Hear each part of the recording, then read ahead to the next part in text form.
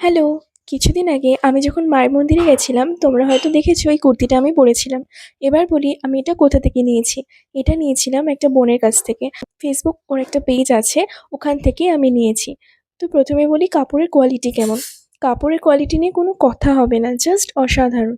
পুরোটাই কটনের ওপরে আছে, আর উপরটা বোধহয় এটাকে আজরাক প্রিন্ট বলে। আর সাইডে দেখো খুব সুন্দর ফিতে দেওয়া রয়েছে। আমার এই ডিজাইনগুলো না ভীষণ ভালো লাগে। আর এটাকে বোধহয় আঙ্গারখা ডিজাইন বলে। আই থিংক আমি ঠিকঠাক প্রোনাউন্স করলাম। যাই হোক।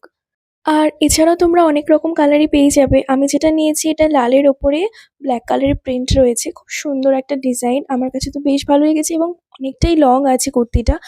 এর সামনের ডিজাইনটা আমার কাছে বেশ ভালো লাগে, দেখো।